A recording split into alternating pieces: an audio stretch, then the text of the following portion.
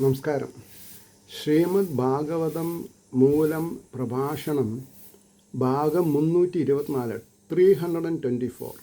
ഓം gum ഗണപതയേ നമഃ. ഓം some സരസ്വതേ സ്വാഹ. ഓം ശ്രീ ഗുരുഭ്യോ നമഃ. ഓം ശ്രീ രംഗനാഥ ശർമ്മണേ നമഃ. നാരായണ നാരായണ നാരായണ നാരായണ നാരായണ നാരായണ നാരായണ നാരായണ നാരായണ നാരായണ നാരായണ. ഓം ശ്രീകൃഷ്ണാർപ്പണമസ്തു. ഓം ശ്രീകൃഷ്ണായ പരബ്രഹ്മണേ നമഃ. ഓം ശ്രീകൃഷ്ണായ പരമാത്മനേ നമഃ. ഹരേ രാമ രാമ രാമ ഹരേ ഹരേ, ഹരേ കൃഷ്ണ കൃഷ്ണ കൃഷ്ണ ഹരേ ഹരേ. ഓം നമോ ഭഗവതേ വാസുദേവായ. ഓം ശ്രീ രുക്മിണി സത്യഭാമ സമേത ശ്രീ ഗോപാലകൃഷ്ണസ്വാമിനേ നമഃ. ശ്രീമദ് ഭാഗവതം ചതുർത്ഥ സ്കന്ധം 1-ാം അധ്യായത്തിൽ 1-ാമത്തെ ശ്ലോകം മുതൽക്കാണ് ഇന്ന് പറയേണ്ടത്.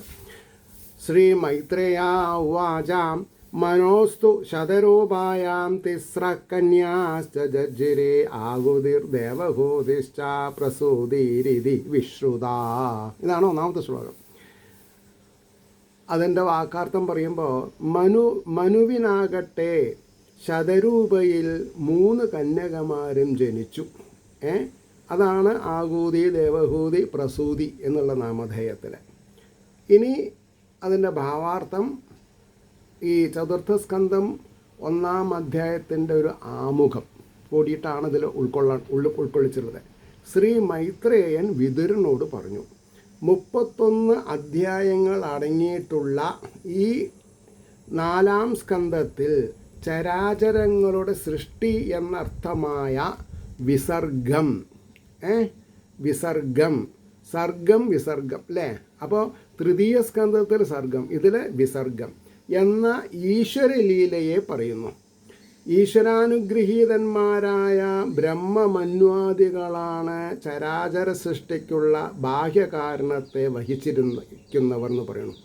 അതിൽ ആദ്യത്തെ അധ്യായത്തിൽ മനുപുത്രിമാരുടെ വംശങ്ങളെ വെവ്വേറെ വർണ്ണിക്കുന്നു.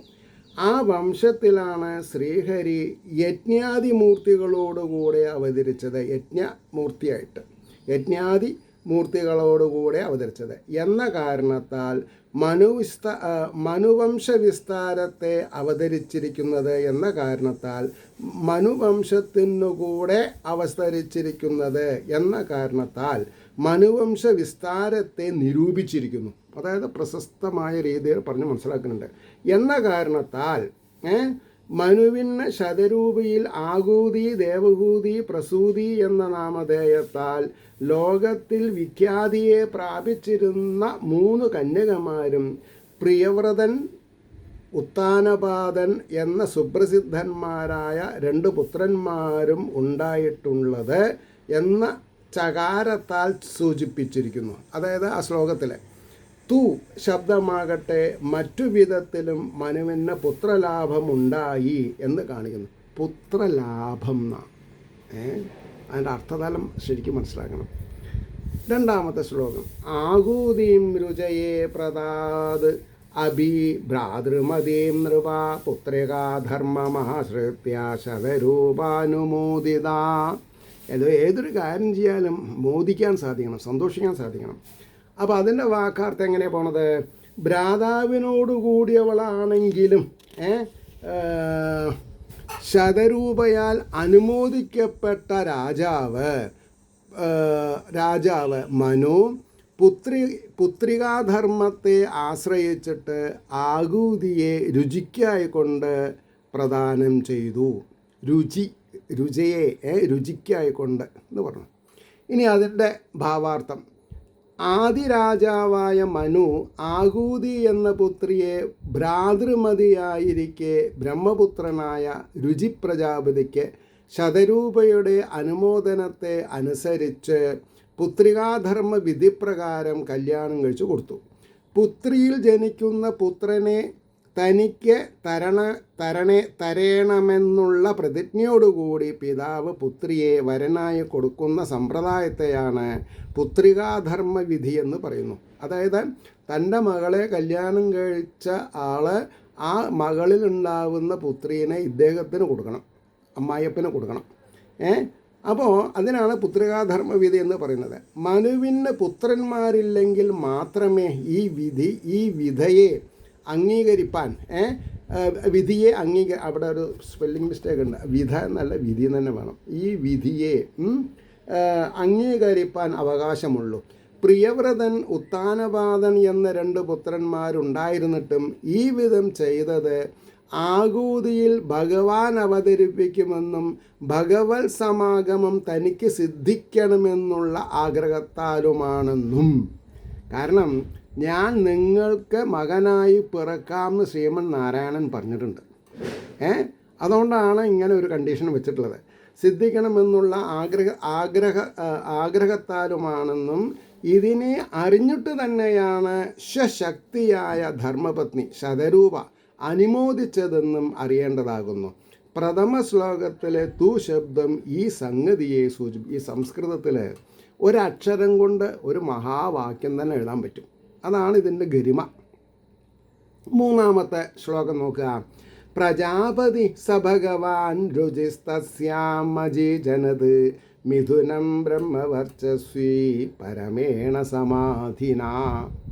അതിൻ്റെ വാക്കാർത്ഥം ജ്ഞാനാദിപൂർണനും, ജ്ഞാനം, ഭക്തി, വൈരാഗ്യം ഇതെല്ലാം പൂർണ്ണമായി വേദാധ്യായനം നിമിത്തം തേജസ്സോടുകൂടിയവനുമായ. തേജസ് എങ്ങനെയാണ് കൂടുന്നത്? വേദങ്ങൾ അധ്യയനം ചെയ്യുമ്പോൾ, വേദാധ്യായനം ചെയ്യുമ്പോൾ, പുരാണ ഇതിഹാസങ്ങൾ പാരായണം ചെയ്ത് പഠിപ്പിക്കുക, അല്ലെങ്കിൽ പഠിച്ച് റിവിഷൻ ചെയ്യുക. ഇപ്പം ഞാൻ അതാ ചെയ്യണത്, പഠിച്ച് റിവിഷൻ ചെയ്യുക. അല്ല, എനിക്ക് വേറൊരാളെ പഠിപ്പിക്കാൻ പറ്റില്ല. കാരണം എന്താ? അതിനുള്ള താക്കത്തില്ല, അതന്നെ അതിനുള്ള ശക്തി.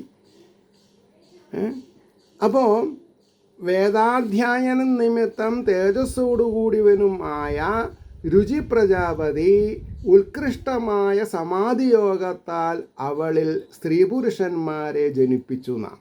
ശരീര വീഴ്ച കൊണ്ടല്ല, ഉത്കൃഷ്ടമായ സമാധിയോഗത്താൽ.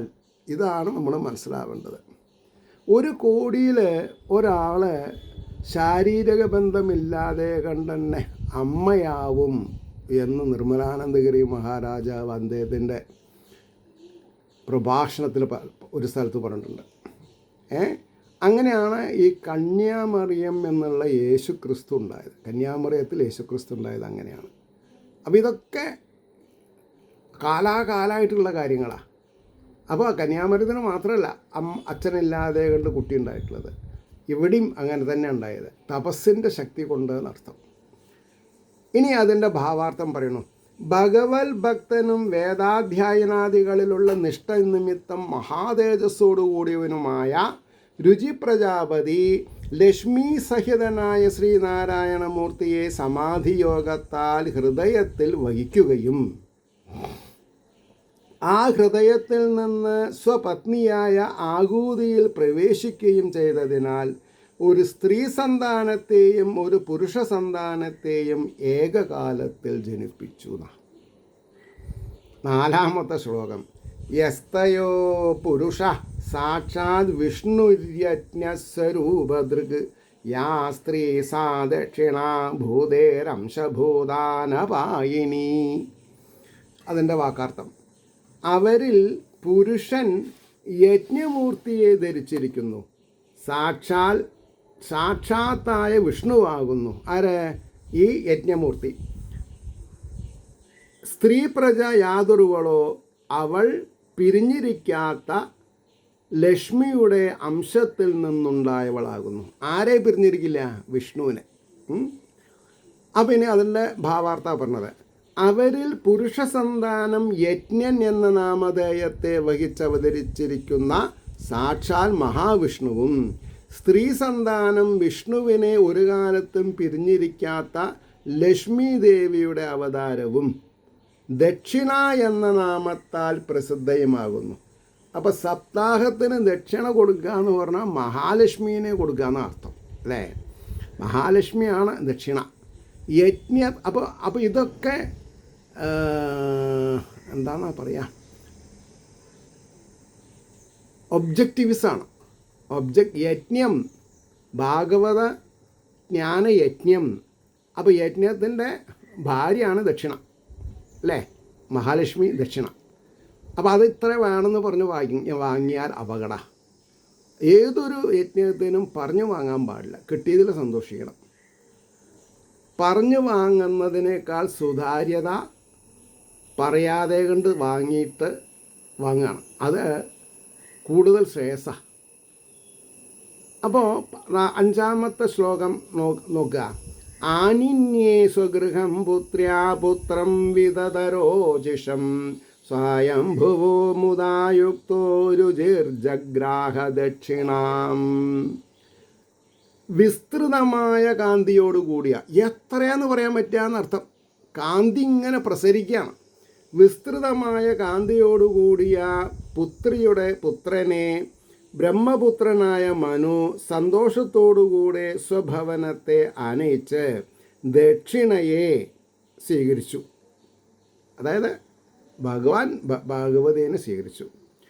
ഇനി അതിൻ്റെ ഭാവാർത്ഥ പറഞ്ഞത്, സർവത്ര വ്യാപിക്കുന്ന ദേഹകാന്തിയോടുകൂടിയ പുത്രീപുത്രനെ ബ്രഹ്മപുത്രനായ മനു സ്വരാജധാനിയിലേക്ക് കൊണ്ടുവന്നു. തൻ്റെ സങ്കല്പപ്രകാരം ഭഗവാൻ പുത്രിയിൽ അവതരിക്കും തനിക്ക് കൊണ്ടുവരുവാൻ സാധിക്കുകയും ചെയ്തതിനാൽ മനുവിന് പരമസന്തോഷമുണ്ടായി. പുത്രനെ മാത്രമേ കൊണ്ടുവരാൻ വിവാഹ സമയത്തിൽ നിശ്ചയം ചെയ്തിട്ടുള്ളൂ. അതിനാൽ പുത്രിയായ ദക്ഷിണയെ രുചിര പ്രജാപതി സ്വീകരിക്കുകയും ചെയ്തു എന്ന് പ്രസ്താവിച്ചു. 6-ാമത്തെ ശ്ലോകം.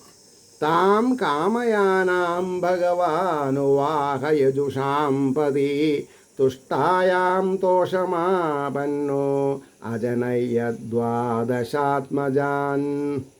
മന്ത്രങ്ങളുടെ ഫലദാതാവായ, ഇപ്പം നമ്മളൊക്കെ മന്ത്രം ജപിക്കാറുണ്ട്, പക്ഷേ ആ മന്ത്രങ്ങളുടെ ഫലദാതാവാരാ? ശ്രീഹരിയാണ്. ചിലവർക്ക് ജപിച്ചതിനനുസരിച്ചിട്ട് കിട്ടില്ല. കാരണം എന്താ? കാരണം പൂർവജന്മത്തിൽ ചെയ്ത പാപങ്ങളിൽ അത് അസിമുലേറ്റ് ചെയ്ത് പോകും. പുണ്യവും പാപവും ബാലൻസ് ഷീറ്റിൽ വരുമ്പോൾ പാപം ജാസ്തി ഉണ്ടെങ്കിൽ നാമം ചൊല്ലിയ പുണ്യം അതിലേക്ക് പോകും. അങ്ങനെ അതുകൊണ്ടാണ് പറഞ്ഞത്, ശ്രീ വിഷ്ണു കാമിച്ച അവളെ പാണിഗ്രഹണം ചെയ്തു. സന്തോഷത്തെ പ്രാപിച്ചവനായിട്ട് സന്തോഷത്തെ പ്രാപിച്ചിരിക്കുന്ന അവളിൽ 12 പുത്രന്മാരെ, ദ്വാദശാത്മജർ 12 പുത്രന്മാരെ ജനിപ്പിച്ചു എന്നാ. ഇനി അതിൻ്റെ ഭാവാർത്ഥം പറയണു. സർവമന്ത്രങ്ങൾക്കും യജ്ഞാദി കർമ്മങ്ങൾക്കും സമുചിത ഫലത്തെ നൽകി മന്ത്രങ്ങളെയും കർമ്മങ്ങളെയും നിലനിർത്തി രക്ഷിക്കുന്ന ഭഗവാൻ ശ്രീഹരിയെ പിരിഞ്ഞിരിക്കാത്ത ലക്ഷ്മി ദേവിയുടെ അവതാരമായ ദക്ഷിണാദേവി തന്നെ കാംക്ഷിച്ചതിനാൽ വിവാഹം ചെയ്തു. തന്നെ കാമിച്ച സ്ത്രീനെ വിവാഹം കഴിക്കാൻ പാടുള്ളൂ എന്നാ പറഞ്ഞ പ്രശ്നമുണ്ടോ? പുരുഷനാണ് എപ്പോഴും അപ്പർ ഹാൻഡ്. അതിൽ സ്ത്രീ പുരുഷനെ കാമിച്ചാൽ ആ സ്ത്രീയെ, വളരെ ശ്രദ്ധിക്കേണ്ട കാര്യം അതൊക്കെ. അപ്പോൾ പറഞ്ഞു, സ്വപ്രിയനായ ശ്രീഹരിയോട് യോജിച്ചതിനാൽ സന്തുഷ്ടയായ ദക്ഷിണാദേവിയിൽ സ്വപത്നിയായ ലക്ഷ്മി ദേവിയോട് ചേർന്നുകൊണ്ട് സന്തുഷ്ടനായ യജ്ഞമൂർത്തി 12 പുത്രന്മാരെ ജനിപ്പിച്ചു. ഏകമാതാപിതാക്കന്മാരുടെ പുത്രനും പുത്രിയുമായ ഇവർ ഭാര്യാഭർത്താക്കന്മാരായി എന്നുള്ള ലോകാപവാദം ഈശ്വരാംശ സംഭവന്മാരായ ഇവരിൽ ആരോപിക്കുവാൻ അവകാശമില്ല. ഈശ്വരന്മാർക്ക് എന്ത് വേണമെങ്കിലും ആവാം എന്ന് പറഞ്ഞാൽ അവർക്ക് ഈ സാമൂഹ്യനീതി ആർക്കുള്ളതാണ്? ഭൂമിയിലുള്ളവർക്കാണ് സാമൂഹ്യ ശാസ്ത്രം. അപ്പോൾ സാധാരണന്മാർ ഈ വിധം ചെയ്യാതിരിക്കുകയും വേണം. അത് പ്രത്യേകം അവർ ചെയ്തിട്ടുണ്ടല്ലോ എന്നാൽ ഞങ്ങൾക്ക് അങ്ങനെ ആയിക്കൂടെ എന്ന് പറയരുത്. അവർക്കുള്ള കഴിവ് നമ്മൾക്കില്ല. അതാണ് നമ്മൾ എപ്പോഴും പറഞ്ഞ് മനസ്സിലാക്കേണ്ടത്. സാധാരണ ജനം വിഷം കുടിച്ചാൽ മരിക്കുമെന്നതിനെ മറക്കാതിരിക്കണം. ദേവന്മാർക്ക് വിഷപാനം പ്രശ്നമല്ല. തോഷപ്രദോഷ സന്തോഷോ ഭദ്രശാന്തിരിടസ്പതി ഇത്മ കവിർ വിഭു സ്വന്ന സുദേവോ രോചനോ ദിഷട്. ഇതാണ് 7ാമത്തെ ശ്ലോകം. തോഷൻ പ്രദോഷൻ സന്തോഷൻ ഭദ്രൻ ശാന്തി ഇടസ്പതി യുഗ്മൻ കവി വിഭു സ്വന്നൻ സുദേവൻ രോചനൻ എന്നാണ് ഈ 12 പേരുടെ നാമധേയങ്ങൾ എന്ന് പറഞ്ഞു. ഇനി 8ാമത്തെ ശ്ലോകം എന്താ പറഞ്ഞത്? തുഷിത നാമതേ ദേവ ആസൻ സ്വയംഭുവേ അന്തരേ മരീചിമിശ്ര ഋഷയോ യജ്ഞ സുരഗണേശ്വരാം. അപ്പോൾ പറഞ്ഞു സ്വയംഭുവൻ്റെ കാലത്തിൽ അവർ തുഷിതന്മാരെന്നു പേരുള്ള ദേവന്മാരായിട്ട് ഭവിച്ചു. മരീചി മുതലായവർ ഋഷികൾ, ദേവവർഗാധിപൻ യജ്ഞൻ. ഇനി അതിൻ്റെ ഭാവാർത്ഥാണ് പറയുന്നത്. ഇപ്പോൾ ഭഗവാന്റെ അവതാരമായ സ്വയംഭുമനുവിൻ്റെ അംഗങ്ങളെല്ലാം തികഞ്ഞുവെന്ന് കാണിക്കുന്നു. ഒരു മന്വന്തരമെന്ന് പറയപ്പെടുന്ന കാലത്തിൽ താഴെ പറയുന്ന 6 വിധക്കാരും ഉണ്ടായിരിക്കണമെന്നാണ് ശാസ്ത്ര സിദ്ധാന്തം. ആരൊക്കെയാ? മനു ദേവന്മാർ, മനുപുത്രന്മാർ, ദേവേന്ദ്രൻ വേണം, ഋഷികൾ, വിഷ്ണുവിൻ്റെ അംശമായ അവതാരം. ഇങ്ങനെ 6 വിധക്കാരുടെ സമൂഹമാണ് ഈ കാലത്തെ പരിപാലിക്കുന്നത്. ലോകത്തിൽ പരിപാലനധർമ്മം ഏർപ്പെടുത്തപ്പെട്ടത് തന്നെ ഏകാധിപത്യമായിട്ടല്ല. ഇപ്പോൾ പല കാര്യം സംഭവിക്കണം എങ്ങനെ? ഏകാധിപത്യമാണ്. ചൈനയിലാണെങ്കിലും ശരി, റഷ്യയിലാണെങ്കിലും ശരി, ഏകാധിപത്യമാണ് നടക്കുന്നത്. ഡെമോക്രസി എവിടെ മാത്രമേ ഉള്ളൂ?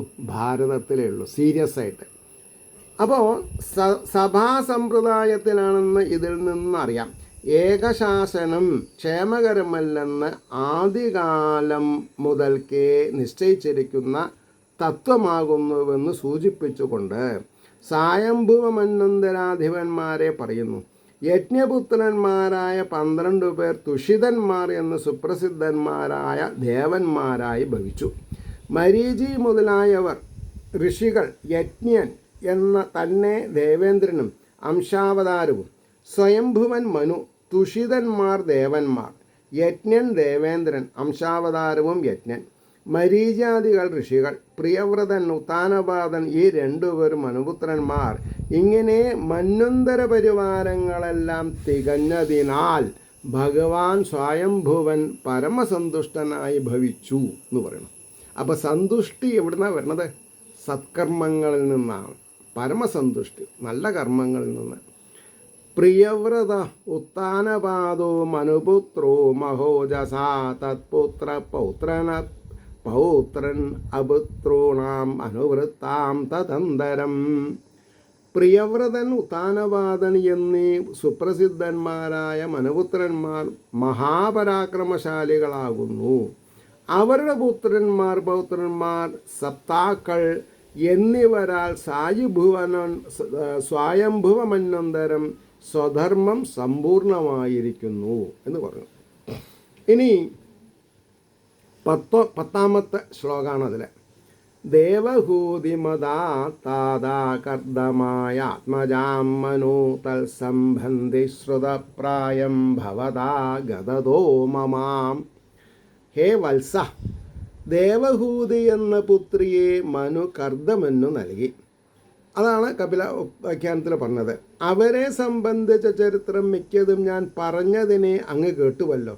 ദേവഹൂതിയുടെ കന്യകമാരുടെ വംശം കേട്ടിട്ടില്ലെന്ന് സൂചിപ്പിക്കുവാനാണ് ശ്രുതപ്രായം എന്ന് പറഞ്ഞത് എന്നായി. 11ാമത്തെ ശ്ലോകം. ദക്ഷായ ബ്രഹ്മപുത്രായ പ്രസൂതിം ഭഗവാൻ മനു പ്രായച്ഛല്യകൃത സർഗ ത്രിലോക്യാം വിദതോ മഹാൻ. ബ്രഹ്മപുത്രായ, ബ്രഹ്മാവിൻ്റെ പുത്രനായ ദക്ഷനായിക്കൊണ്ട് ഭഗവാനായ മനു പ്രസൂതിയെ കൊടുത്ത് അവരാൽ ചെയ്യപ്പെട്ട മഹാസർഗ വിപുലമായ സൃഷ്ടി ത്രിലോക്യാം 3 ലോകത്തിൽ വ്യാപിച്ചിരുന്നു എന്ന് പറയണം. അപ്പോൾ ഭൂമിയിലുള്ള സത്കർമ്മനിരതന്മാരായിട്ട് ആരൊക്കെ ഉണ്ടോ അവരുടെയൊക്കെ ശ്രേയസ് എന്താണ് 3 ലോകത്തിലും പ്രശോഭിക്കപ്പെട്ടിട്ടുണ്ട് എന്ന് നമ്മൾ മനസ്സിലാക്കണം. ഭഗവാനായ മനു പ്രസൂതി എന്ന പുത്രിയെ ബ്രഹ്മപുത്രനായ ദക്ഷന് നൽകി. അവരിൽ നിന്നുദ്ഭവിച്ച സൃഷ്ടിവർഗം 3 ലോകത്തിലും വ്യാപിച്ചിരുന്നു. അധികം പ്രസവിക്കുന്നതിനുള്ള യോഗ്യതയുണ്ടായതുകൊണ്ടാണ് പ്രസൂതി എന്ന് പേരിട്ടത്. പ്രസൂതി എന്ന് പറഞ്ഞാൽ എന്താ? അധികം പ്രസവിക്കുന്നതിനുള്ള യോഗ്യത, നല്ല ശരീരശേഷി എന്നർത്ഥം. പ്രസൂതി പേരിട്ടത് എന്നുകൂടി സന്തതികളുടെ ആധിക്യം നിമിത്തം സിദ്ധമായിരിക്കുന്നു എന്ന് പറഞ്ഞു. 12ാമത്തെ ശ്ലോകം ശ്രദ്ധിക്കുക. യാ കർദമസുതാ പ്രോക്ത നവബ്രഹ്മർഷിപത്നയാ താസാം പ്രസൂതി പ്രസവം പ്രോച്യമാനം നിബോധമേ.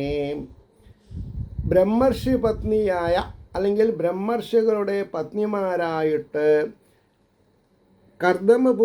പുത്രിമാരായ 9 പേർ പറയപ്പെട്ടുവല്ലോ. പറയപ്പെടുന്നതായ അവരുടെ സന്താന പരമ്പരയെ എന്നിൽ നിന്ന് ധരിച്ചാലും, ഞാൻ പറയാം, താൻ മനസ്സിലാക്കിക്കോളൂ എന്നാണ് പറഞ്ഞത്. 12ാമത്തെ ശ്ലോകം. യാ കർദമസുതാ പ്രോക്ത നവബ്രഹ്മർഷി പത്മയാ. അല്ല, ഇനി അതിൻ്റെ ഭാവാർത്ഥ പറയേണ്ടത്. ശ്ലോകം നമ്മൾ ചൊല്ലി വാക്കാർത്ഥം പറഞ്ഞു. ഇപ്പോൾ കർദമൻ്റെ പുത്രിമാരിൽ നിന്നുണ്ടായ സന്താനങ്ങളുടെ പരമ്പരയെ പറയാം. കല, അനസൂയ, ശ്രദ്ധ, ഹവിർഭു, ഗതി, ക്രിയ, ഖ്യാതി, അരുന്ധതി, ശാന്തി. ഈ 9 പേര് സ്ത്രീകളുടെ പേരാ. ഇതും ഒബ്ജക്റ്റീവ്സാ. എന്താ? കല, അനസൂയ, അസൂയയില്ലാത്തവൾ, ശ്രദ്ധ, ഹവിർഭുവ്, ഗതി, ക്രിയ, ഖ്യാതി, അരുന്ധതി, ശാന്തി. അപ്പോൾ പറഞ്ഞു, മരീചി, അത്രി, അങ്കിരസ്, പുലസ്ത്യൻ, പുലഹൻ, ക്രതു, ഭൃഗു, വശിഷ്ഠൻ, അഥർവാവ് എന്നീ 9 ബ്രഹ്മർഷികൾക്ക് ക്രമത്തിൽ 9 പുത്രിമാരെ കല്യാണം കഴിച്ചു കൊടുത്തു എന്ന് പറയുന്നു. 8 പേർ ബ്രഹ്മപുത്രന്മാർ. അഥർവാവ് വേദം അറിയുന്ന ഒരു മുനിയാകുന്നു. അഥർവാവ് ആരാണ്? വേദം അറിയുന്ന ഒരു മുനി. അതുകൊണ്ട് 9 പേരും ബ്രഹ്മർഷികളായി. ധർമ്മം ഉറപ്പിക്കുന്ന സന്താനങ്ങൾ ഇവരിൽ നിന്നുണ്ടായിട്ടുള്ളത് കൊണ്ട് ഇവരുടെ വംശം വിസ്തരിച്ച് പറയുകയും അറിയുകയും ചെയ്യേണ്ടത് ആവശ്യമാണെന്ന് സൂചിപ്പിക്കുകയാണ്. ആരെ? മൈത്രേയ മഹർഷി.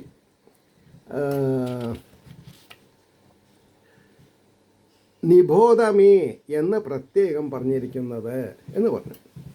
13 പത്നി മരീചേസ്തു കലാസുഷുവേ കർദമാത്മജാ കശ്യപം പൂർണിമാനം ഛായയോരാപൂരിതം ജഗത്. മരീചിയുടെ ഭാര്യയും കർദമൻ്റെ പുത്രിയുമായ കലയാകട്ടെ കശ്യപനെയും പൂർണിമാവിനെയും പ്രസവിച്ചു. യാതൊരുവരുടെ വംശവിസ്താരത്താൽ ഈ ലോകം നിറയ്ക്കപ്പെട്ടു. ഈ ലോകം മുഴുവൻ നിറയ്ക്കപ്പെട്ടു. ഇനി അതിൻ്റെ ഭാവാർത്ഥാണ് പറഞ്ഞത്. എന്താ അത്? ബ്രഹ്മപുത്രന്മാരിൽ ജ്യേഷ്ഠനായ മരീചിയുടെ വംശത്തെ പറയുന്നു. കർദമ പ്രജാപതിയുടെ ജ്യേഷ്ഠപുത്രിയും മരീചിയുടെ ധർമ്മപത്നിയുമായ കല കശ്യപനെയും പൂർണിമാവിനെയും പ്രസവിച്ചു, ചന്ദ്രനെ. അവരുടെ വംശപരയാൽ ലോകം സമ്പൂർണമായി എന്ന് പറഞ്ഞു. 14ാമത്തെ ശ്ലോകം. പൂർണിമാസൂത വിരജം വിശ്വകം ച പരം തപാ ദേവകുല്യാം ഹരേ പാദോ ശൗജാദ്യാ അഭൂത്സരിദ്ദിവാം. ശത്രുക്കളെ തപിപ്പിക്കുന്ന ധീര. പൂർണിമാവ് വിരജനെയും വിശ്വകനെയും ദേവകുല്യത്തെയും പ്രസവിച്ചു. യാതൊരുവൾ ഹരിയുടെ പാദക്ഷാളനം ഹേതുവായിട്ട് ദേവസരിത്തായിട്ട് ഭവിച്ചു. ദേവസരിത്ത് ദേവന്മാർക്ക് ഉപയോഗപ്രദമാകുന്ന ജലം എന്നൊക്കെ അർത്ഥം പറയാം. ഇനി അതിൻ്റെ ഭാവാർത്ഥാണ് പറഞ്ഞത്. കശ്യപൻ്റെ വംശം ദേവദാനവന്മാരാൽ ധർമ്മത്തിനും അധർമ്മത്തിനും കാരണമായി വന്നിരിക്കയാൽ കേവലധർമ്മത്തെ മാത്രം പ്രസ്താവിക്കുന്ന ഈ ഘട്ടത്തിൽ പറവാൻ ഭാവിക്കാത്ത 6-ാം സ്കന്ധത്തിൽ പരിഭാവനമായി നിർത്തിവെച്ചു. രണ്ടാമത്തെ പുത്രനാൻ പൂർണിമാവിൽ നിന്നുണ്ടായ വംശത്തെ ഇവിടെ പറയുന്നു. പൂർണിമാവിൽ വിരജൻ, വിശ്വകൻ എന്ന 2 പുത്രന്മാരും ദേവകുല്യ എന്ന ഒരു പുത്രിയുമുണ്ടായി. ശ്രീഹരിയുടെ പാദക്ഷാളനത്തിൽ നിന്നുണ്ടായ ഗംഗാനദിയുടെ അംശമാണ് ഇവര് എന്ന് പറഞ്ഞു. 15ാമത്തെ ശ്ലോകം പറഞ്ഞു നിർത്താം. അത്രേ പത്ന്യനുസൂയാ ത്രിജജ്ഞേ സുയശ സുതാൻ ദത്തം ദുർവാസസം സോമം ആത്മേശ ബ്രഹ്മസംഭവാൻ. അത്രിയുടെ ഭാര്യയായ അനസൂയ ശോഭനമായ യശസ്സോടുകൂടിയവരും ആത്മാവ്, ഈശ്വരൻ, ബ്രഹ്മാവ് ഇവരുടെ അംശത്തിൽ നിന്നുണ്ടായവരുമായ 3 പുത്രന്മാരെ ജനിപ്പിച്ചു എന്നാണ് പറഞ്ഞത്. അപ്പം അതിൻ്റെ ഭാവാർത്ഥം എന്താ? അത്രിയുടെ പത്നിയായ അനസൂയയിൽ 3 പുത്രന്മാരുണ്ടായി. അവർ മഹാകീർത്തിശാലികളും ശ്രീഹരി, പരമശിവൻ, ബ്രഹ്മാവ് ഇവരുടെ അംശസംഭവന്മാരുമാകുന്നു. ദത്തൻ, ദുർവാസസ, സോമൻ എന്നാണ് ഇവരുടെ നാമങ്ങൾ എന്ന് പറഞ്ഞിട്ട് അവിടെ നിർത്തി. എല്ലാവർക്കും ശ്രീഹരിയുടെ അനുഗ്രഹാശിസ്സുകൾ നിർലോഭം ഉണ്ടാവട്ടെ എന്ന് പ്രസ്താവിക്കുന്നതിനോടൊപ്പം ലോകാസമസ്ത സുഖിനോഭവന്തു ആയിരിക്കട്ടെ നമ്മുടെ പ്രാർത്ഥന എന്നും സ്മരിച്ചുകൊണ്ട് ഈ സ്ലോട്ട് ഈ 325-ാം ഭാഗം ഇവിടെ സമ്പുഷ്ടമാക്കുകയാണ്. എല്ലാവർക്കും നമസ്കാരം. നാളെ കാണാം.